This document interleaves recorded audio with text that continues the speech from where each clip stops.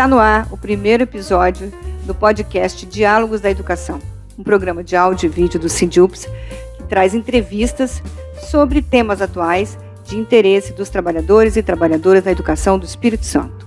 Você pode ver, ouvir o nosso programa na sua plataforma de podcast preferida.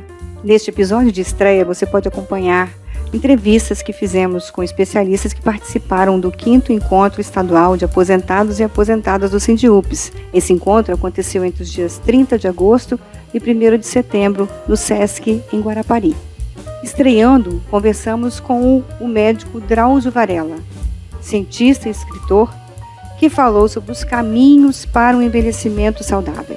Doutor Drauzio, o senhor veio fazer uma palestra para o SINDIUPS num encontro de aposentados.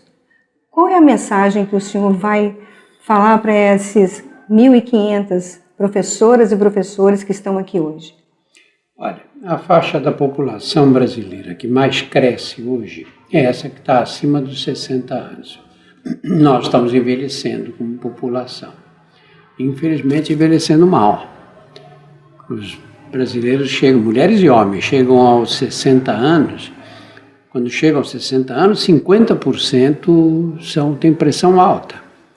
O número de diabetes não para de crescer. Nós devemos andar no Brasil aí com perto de 20 milhões de pessoas com diabetes. Pior é que tanto os hipertensos como aqueles com diabetes, eles não sabem dessa condição.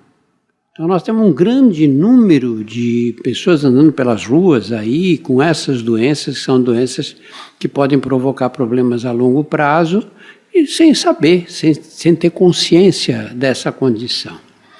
Na verdade, o que nós temos que pensar, porque a expectativa de vida nos anos 60 era de 60 anos no máximo, né? Hoje nós estamos aí chegando nos 80 anos. Então vamos ter que organizar a vida para durar mais, né? Para não passar a velhice toda doente, né? Todo mundo quer viver bastante, né? Mas não a qualquer preço, né? Você não quer viver acamada, dando trabalho para a família, não é? Você quer viver enquanto puder aproveitar a vida, né? Isso é uma filosofia.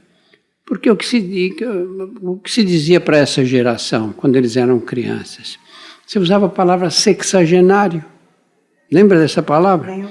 Sexagenário, atropelado na rua, não é? O sexagenário era uma pessoa muito velha. E aí aqueles que chegavam aos 60 anos, que em condições boas, teoricamente não eram velhos, mas se comportavam como tal. As mulheres já evitavam sair de casa, os homens paravam de trabalhar e o mundo mudou completamente. O governo tem uma grande parcela de responsabilidade nesse pensamento que existe hoje, nessa filosofia que não é a correta para se adotar o idoso? Eu acho que é a sociedade inteira e o governo como parte dela, não é? Porque você vê o que nós temos assim, na esfera federal, mesmo estadual, na maioria dos estados, o que nós temos de programas e políticas públicas dirigidas especificamente para essa população. É muito pouco. Você tem algumas prefeituras que realmente fazem um bom trabalho, não é, de absorver, de conseguir fazer com que essas pessoas encontrem mercado de trabalho, não é, de cuidados com a saúde e não com a doença, porque quando fica doente você tem que dar um jeito, né? Alguém tem um derrame cerebral, tem um infarto, vai correr para o hospital. Mas essa é a medicina do passado. Nós temos que nos antecipar a esses problemas todos. E para isso, aí há necessidade de uma série de políticas públicas que favoreçam alimentação adequada, atividade física, o controle da doença, nos casos em que a doença é crônica, no caso da pressão arterial, manter a pressão normal, no caso dos que têm diabetes, controlar a glicemia. Isso é absolutamente fundamental hoje, porque senão nós ficamos com uma carga de trabalho no sistema público de saúde que é insuportável. Bom, hoje o senhor vai encontrar 1.500 professoras e professores. Eu sei que faltam políticas públicas, assim. O que essa população pode fazer para que consiga passar por esse período sem sofrer tanto? Olha, a primeira coisa é estar consciente que uma boa parte desses problemas dependem de nós. Como dependem? Se você pegar para cada 100 pessoas que têm uma doença crônica, e você parar para analisar e dizer do que dependeu essa doença? Do que dependeu?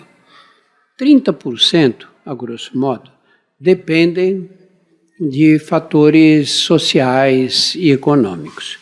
Salário baixo, habitação não adequada, falta de saneamento básico, dieta gordurosa excessivamente, etc.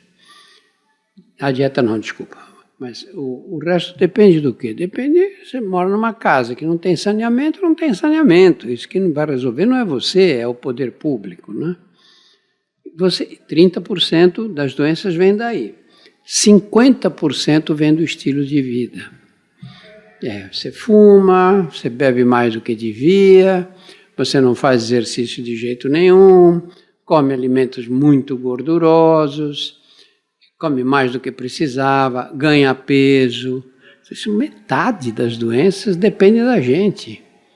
E você tem outros 20% que aí dependem da genética, dependem de outras condições. Você tem pai hipertenso, mãe hipertensa, você vai ter um risco maior. Ou na tua família está cheio de gente obesa, o seu risco de desenvolver obesidade vai ser maior. Mas isso são 20%. Percebe? Então, se a gente pegar 100 pessoas que têm uma condição crônica de saúde, no dia de hoje, aqui, essas 100 pessoas dependem da genética, de fatores que são impossíveis de eliminar, em 20% dos casos, os outros 80% não são. Então essa é a sua mensagem hoje? Esse é o caminho. Esse é o caminho, né? Na verdade, depende grande parte da gente mesmo, né? Muito obrigada. Eu que agradeço.